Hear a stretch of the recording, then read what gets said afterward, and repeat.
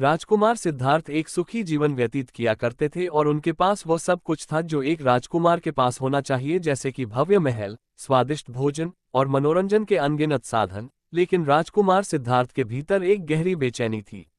उन्हें दुनिया के दुख, बीमार, बुढ़ापा और मृत्यु के बारे में जानने की तीव्र इच्छा थी। एक दिन राजकुमार सिद्धार्थ महल से बाहर निकलने का अवसर पाकर उन्होंने पहली बार दुख, बीमारी, बुढ़ापे और मृत्यु का साक्षात्कार किया। यह उनके लिए एक गहरा सदमा था। उन्होंने महसूस किया कि इन दुख से कोई भी छूटा नहीं है, चाहे वो राजा हो या प्रजा। इस अनुभव उन्हें दुखी कर दिया और उन्होंने राजपाट त्यागने और इन दुखों का कारण जानने का प्रण लिया। उन्होंने वैभवपूर्ण जीवन छोड़ दिया और एक साधारण साधु का जीवन अपना लिया।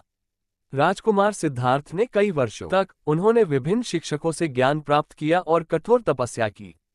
उन्होंने गहरे ध्यान में बैठकर जीवन के रहस्यों को समझने का प्रयास किया।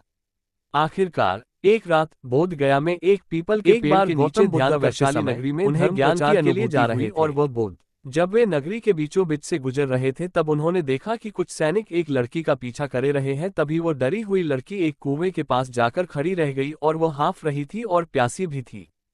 तभी बुद्ध ने उस बालिका को अपने पास बुलाया और कहा कि वो कुएं से पानी निकाले और स्वयं भी पिए और उन्हें भी पिलाए। इतनी देर में वह सैनिक भी वहां पहुंच गए। बुद्ध ने उन्हें हाथ के संकेत से रुकने के लिए कहा।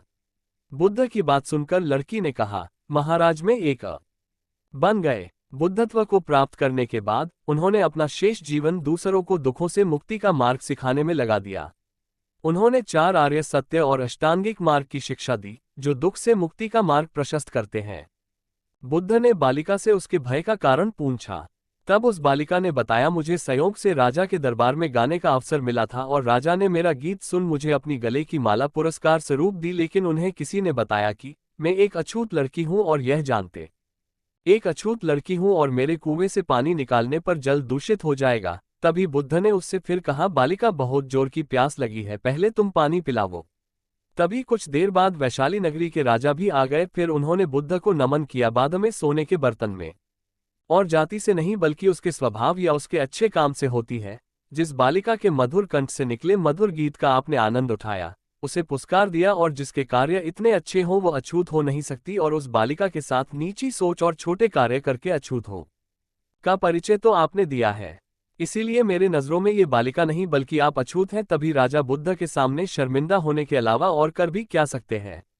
उन्होंने बुद्ध से क्षमा मांगी और वो से चले गए। केवड़े और गुलाब का सुगंधित पानी पीने के लिए दिया, पर गौतम बुद्ध ने उसे पीने से मना कर दिया।